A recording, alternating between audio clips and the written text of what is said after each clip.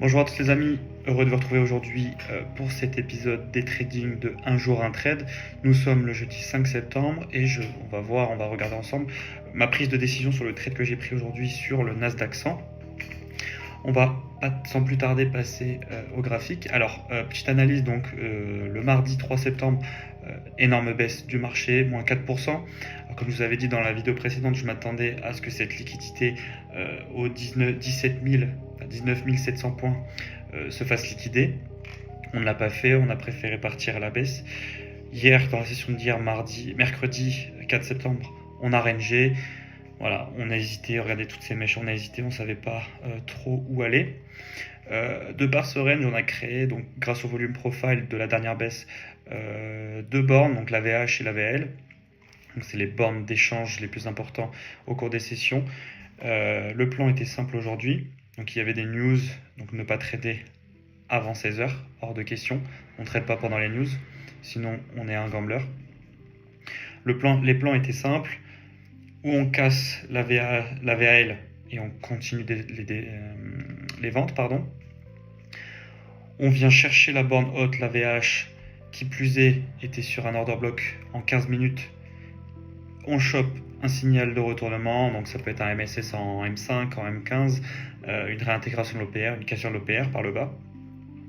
Tous ces types d'entrées, et si jamais on cassait le niveau des 19 180, donc on explosait l'order block M15, on pouvait regarder vers des achats jusqu'aux 19 500 points à peu près, donc pour combler les grosses imbalances 1 heure et 4 heures qu'on avait au-dessus.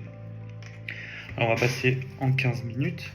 Donc on peut voir qu'en 15 minutes, donc au niveau de la fin de session d'hier et de la session asiatique, on a créé de la liquidité ici, une trendline liquidité. Donc là, toute cette partie-là, c'était de la liquidité à aller chercher.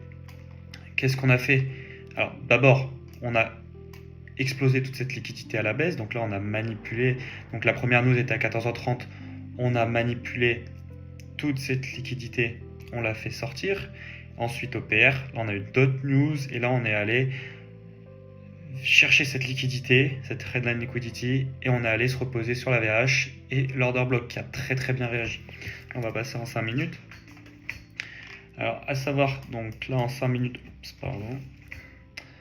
En 5 minutes, on a cassure de l'OPR, rebondi sur l'OPR, à savoir qu'il était 16h10. Moi, j'étais au bureau aujourd'hui, je travaillais.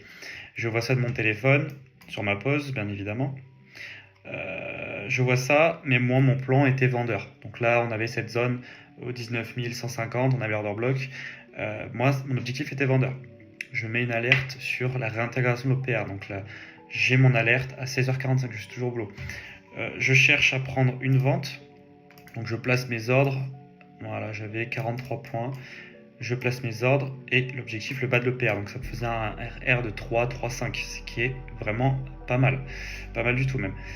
On ne se fait pas déclencher pour 10 malheureux points, ça arrive, c'est le trading, c'est comme ça.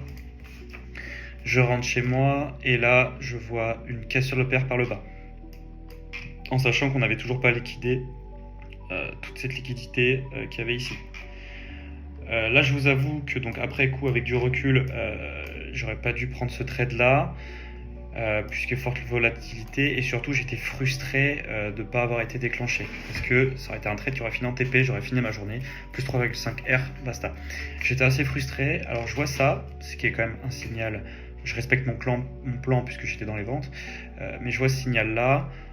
On enchaîne 3 bougies noires, on casse avec une énorme bougie, avec un énorme corps noir, l'OPR par le bas, je place mon ordre, voilà, on était sur une imbalance 15 minutes, je place mon ordre sur les 18 884, avec un stop loss de 30 points, ce qui est à peu près standard sur le Nasdaq en fonction de la volatilité. Le trade est déclenché, il part très très mal, je me dis c'est bon, je vais me prendre mon SL, je vais fermer les écrans, je mets mes alertes stop loss et 1R. L'alerte 1R arrive sur mon téléphone, je me mets en BE et la bougie d'après me stoppe immédiatement. BE, fin de journée, 0R, pardon. Trade un petit peu émotionnel aujourd'hui à cause de la frustration d'avant, mais je suis content de moi puisque je n'ai pas pris d'autres trades. Et ça, c'est la discipline.